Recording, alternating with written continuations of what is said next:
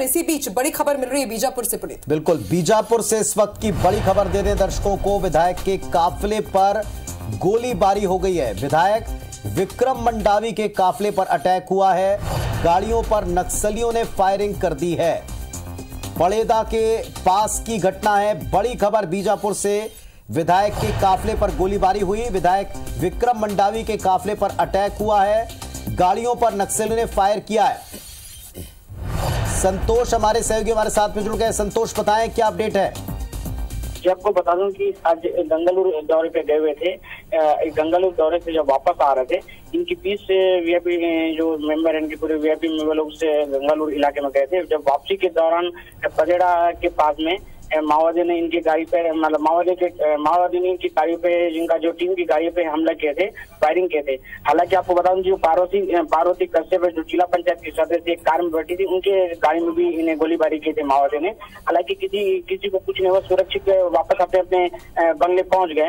लेकिन इस मामले को लेकर पूरा गहमागहमी का माहौल बना हुआ है। जी, कितने नक्सली थे? क्या उनका उद्देश्य था? क्या पहचान कर अटैक किया था? पहले से प्लान करके अटैक किया था?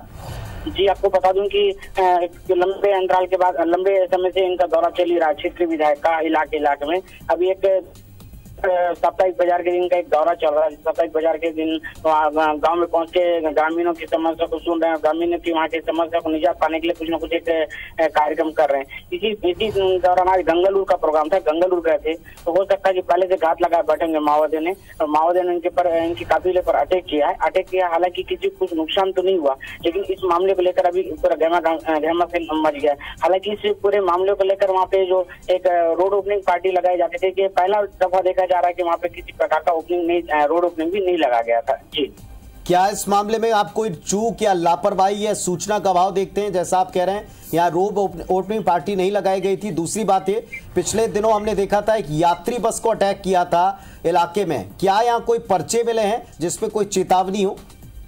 जी, हालांकि अभी तक ऐसा कोई परिचय तो नहीं देखा गया वहाँ पे, लेकिन जो जिला पंचायत की सदस्य पार्वती कश्यप, जिला पंचायत की जो मेंबर है, जो कार में जा रही है, उनके कार में भी गोली का धब्बा जो लिखा हुआ, फायरिंग जो किया, उनका धब्बा अभी भी नजर आ रहा है। हालांकि इस प्रकार का कुछ परिचय तो नहीं फेंके हैं, लेकिन किसी न किसी प्रकार से कुछ इसलिए माना जा रहा है क्योंकि उसमें जो रोड ओपनिंग पार्टी लगाई जाती है, वो पार्टी भी नहीं होना कारण भी एक अहम मुद्दे को लेकर देखा जा रहा है। आपने बताया कि विधायक सुरक्षित पहुंच गए। एक बार फिर से कंफर्म करेंगे, विधायक अपने सुरक्षित ठिकाने पर पहुंच चुके हैं? और कितनी तादाद में नक्सली थे? क्या वहां सर्च किया जा रहा है या कल तक इंतजार किया जाएगा? जी, हालांकि इस मामले में कुछ भी कह पाना मुश्किल है कि कितने तादाद में नकली रहे होंगे, लेकिन नकली भारी मात्रा में रहे होंगे, अंदाजा लगाया जा रहा है। हालांकि विधायक सुरक्षित पहुंच गए हैं अपने बंगले में। विधायक से कुछ देर पहले ही मीडिया की टीम से हमारी बात किए थे। हालांकि वो बता रहे थे सुरक्षित पहुंच गए, लेकिन इस प्रकार के हमले को लेकर कहीं ना कहीं दहशत का माहौल बना हुआ है। आप बता रहे हैं दहशत का माहौल इसमें बना हुआ है। क्या विधायक की तरफ से या स्थानीय जनप्रतिनिधियों की तरफ से कोई बात बताई गई कि पहले कोई चेतावनी दी गई हो, या इस पूरे इलाके में जाने पर या दौरा करने को लेकर के कोई अलर्ट जारी किया गया हो? ऐसी कोई जानकारी सामने आई? जी, आपको बता दूं कि सबसे बड़ी बात है कि आज जिस दौरे में गए थे, उस दौरे में जिला पंचायत के अध्यक्ष भी शामिल थे, जनपद पंचायत के अध्यक्ष भी शामिल थे, नगर पालिका के उपाध्यक्ष भी शामिल थे। सारे जितने भी इस दौरे में गए थे सब वीआईपी लोग थे। हालांकि जो मेरी बात थी, किसी भी प्रकार की उनको किसी भी प्रकार का कोई चेतावनी या किसी प्रकार का कोई लेटर या किसी भी प्रकार का कोई पहले कोई सूचना नहीं दी गई थी माओवादियों द्वारा। ये अचानक जो हुआ, इस हमले को लेकर काफी चिंतित नजर आ रहे हैं। आप बने रहे हमारे साथ में। नरेश मिश्र हमारे सहयोगी भी हमारे साथ में जुड़ गए हैं। नरेश, काफी समय की खामोशी के बाद एक अटैक हुआ है और सीधे जनप्रतिनिधि पर, विधायक के काफिले पर अटैक हुआ है। क्या अपडेट मिला आपको? क्या डिटेल मिले?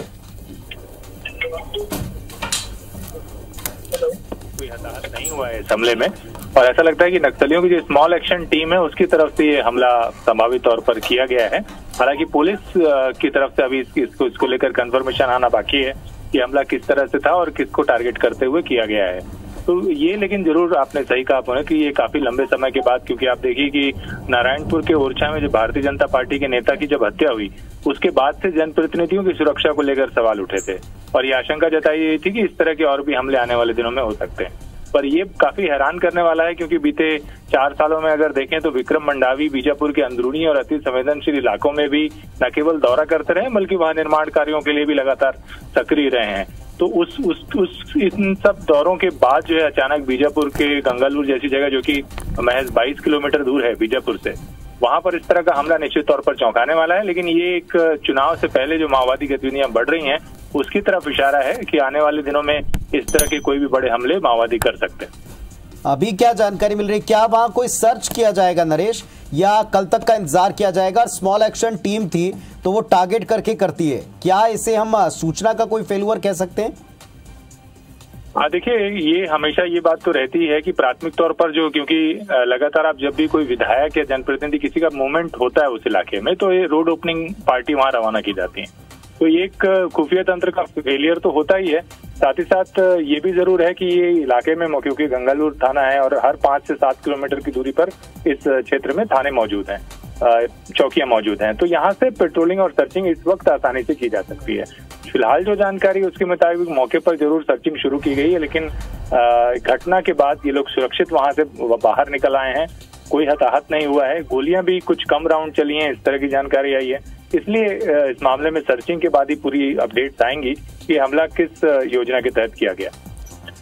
क्या अभी पुलिस का इस मामले में एक्शन प्लान आपको लग रहा है नरेश? इस पूरे प्रकरण के सामने आने के बाद जाहिर तौर पर दहशत भी होगी और कई सवाल होंगे। नक्सलवाद के खात्मे को लेकर दावे के बीच में, कंट्रोल होने की स्थिति के बीच में ये अटैक किस तरह लें इसे?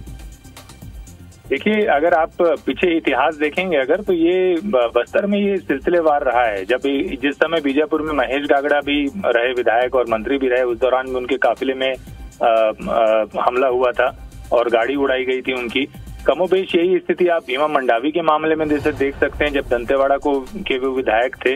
इससे पहले भी कई प्रमुख जो नेता हैं वो टारगेट में रहे।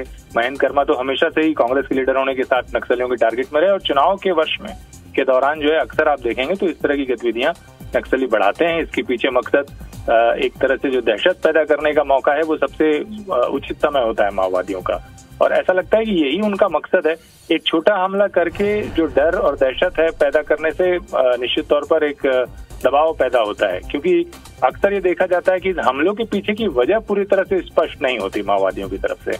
तो ये ऐसा लगता है कि उसी सिलसिले का एक हिस्सा है, और इस हमले के बाद निश्चित तौर पर जनप्रतिनिधियों की सुरक्षा पर सवाल उठेंगे। सामने चुनाव है, मजबूरी है जनप्रतिनिधियों की कि वो आम जनता तक पहुंचे, और माओवादी भी इस फिराक में रहते हैं कि वो आम जनता से जुड़े मुद्दे और उनके बीच वो जिस एजेंडे के साथ काम कर रहे होते हैं उसमें वो बेहतर तरीके से अपने आप को मजबूत और सशक्त तरीके से प्रदर्शित कर सकें। इसलिए ये अपनी दमदारी दिखाने के लिए इस तरह के हमले किए जाते हैं। तो ये चुनाव के दौरान इस तरह के हमले की बढ़ने की आशंका और दिखाई दे रही है, और इस हमले के साथ इसकी एक तरह की शुरुआत भी मानी जा सकती है।